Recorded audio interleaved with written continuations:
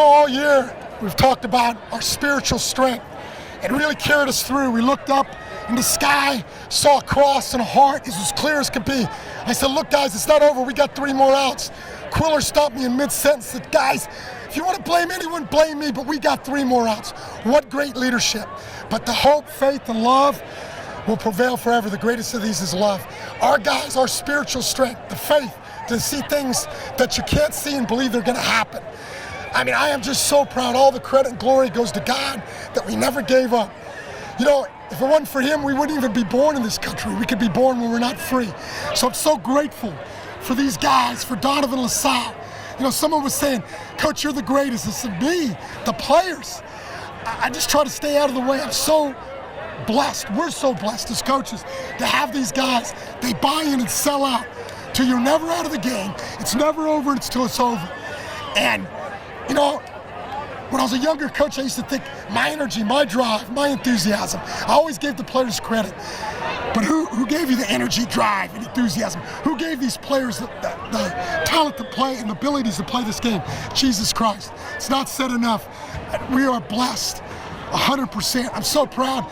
Every single guy. We had to use 3 pitchers. They all did a good job. It's a great team right there. Things weren't going our way. We had a lot of ballers hard on them. They turned double plays. We got up 1-0. I mean, they're a great team. What was going through your mind when you saw that home run go over the fence? Man, I was just so excited. I mean, it looked like Austin Nagels, super high. I looked, and I'm about to have cataract surgery. I go, my eyes aren't good, but that ain't going foul. So I just thank God. I mean, last year Donovan had a pop-up, swung at a ball that was high. And he goes, Coach, do you want me to take? I said, heck no, buddy. I believe in you. You swing away. And what a great year he's had. He's been had a lot of leaders, but what a year. Hit over 500. I think that was his 10th home run. He's a first-round draft pick, in my opinion. I love him. Just such a great kid. Young man, he's not a kid. I coached his dad. So cool. J.D. Alexander pitched great. J.C. pitched well. Then we made a move. And I thought, A. Bear pitched well. Seth did really well. Things didn't go our way. We made some mistakes that we usually don't make. They capitalized them, hit a couple balls hard. We got down 4-1, but we always talk about don't play the score, play the game. And you're never out. And it just goes to show you that last inning we scored 9 runs. We can really hit. I give my son so much credit. He's a great hitting coach, played in the big leagues. He spent so much extra time. My wife's scouting reports, along with Ethan Roberts. It was a team effort. Presley came back, had some big hits. Trahan, big hits. Corrales. I mean, everybody in the lineup. Bellard. I mean, the whole lineup. Vanek. I mean, it was incredible. Quiller. I mean, I don't want to forget anybody, but everybody did their part. When we talked Wednesday, we talked a little bit about your seniors. What does it mean to you to be able to send your seniors out in this fashion? We talk about every year, no team's ever had 9 seniors. So the younger guys got to play like it's their senior year too, because every senior's class is going to have to rely on freshmen, sophomores, and juniors. So play for your brothers, play for the seniors. We always had a little saying, I believe in you, but most importantly, we believe in we. And that's the whole thing. We believed in each other. And Philippians 4:13, I can do all things through Jesus Christ who strengthens me, including coming back from a 3-run deficit. It's never over until it's over. And we talk about as a man thinks, so he is, Proverbs 23:7. I mean, it's not empty words. It's something. David Dahl right there. Bible study, player-led every single day. Pray before and after every game. That spiritual strength is huge, and it's not forced down their throats. It gives them a peace, a peace to go out and play. I always tell them, hey man, if we lose, still get to marry the beautiful girl, still get to go to college, graduate, and do great things. So, it's fear, false evidence appearing real. It's put in the Bible 365 times it's stated, and that's not a coincidence. There's 365 days a year. If you have fear, you take away today's peace. We had no fear, and we played with reckless abandon. Everybody did job. Number 12, but I imagine the fashion in which you won this one has to rank up there against the reigning champion. Oh yeah, I mean, we were down 4-1 to Jesuit, I think in the 5th inning. We've been down before. We were down, I think, 4-1 in our first state championship in '98. But this one, now we've never been 4-1 down in the last inning. But you know what? This is not about my 12th, it's about our 12th. It's a player's game, and great players make coaches look good. All we do is, and I'm not underestimating what we do, but we believe in them, put them in positions to win games. But I've been coaching 37 years. I have no hits, no RBIs, no pitching wins, no strikeouts. I give Jesus Christ the credit and glory for giving me the energy and passion to keep doing this and to love what I do, but that he's blessed me with players that can execute and they buy in and sell out to what we want to do. Felt like all of Lake Charles was here tonight. What did that support mean to you guys? Amazing, man. You know what? Our principal, Patrick Fontenot, amazing. I saw Bill Youngblood, my principal, here supporting us. I saw Nolan Moore, who's 86 years old, was there for our first state championship. Another assistant principal, Barbe. I mean, we're blessed to have this support. It's family. That's our thing. We used to say 1, 2, 3 Bucks. Now it's 1, 2, 3 family. These guys are families. And what Landon Victorian did to get us here is incredible.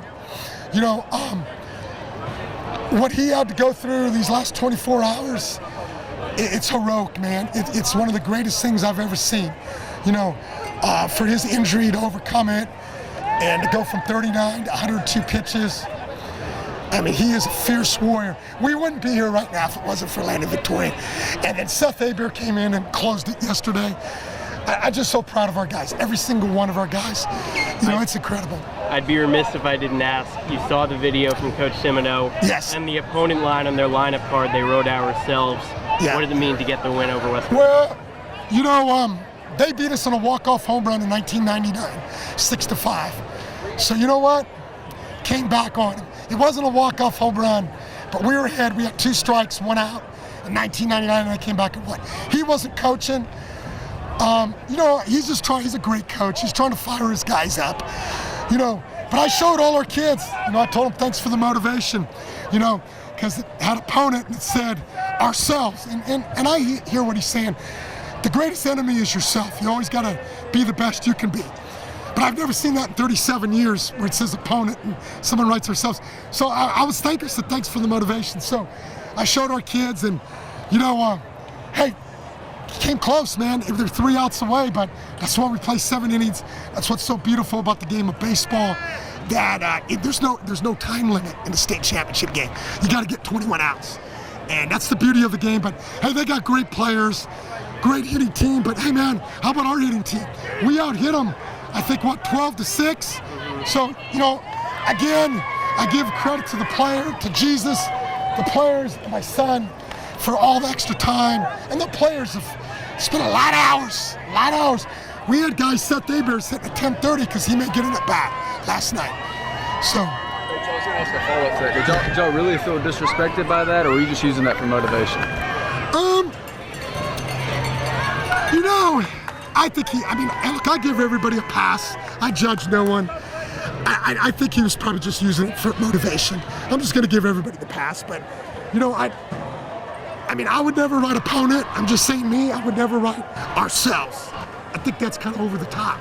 But, you know, hey, man, it's not my place to tell him what to write or what to say. I'm glad he wrote it, you know, so. He thought you were upset because he was saying they were hearing that it was a fluke last year because they didn't have to play y'all.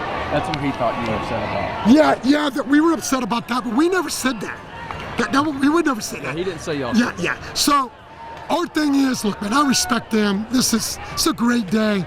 I respect them completely. Wade Semino's a great coach. I've known Wade for 30 years. He's just trying to fire up his team. You know, hey, after the game, I probably shouldn't have said anything to him, really. But you know, I'm a competitor, man.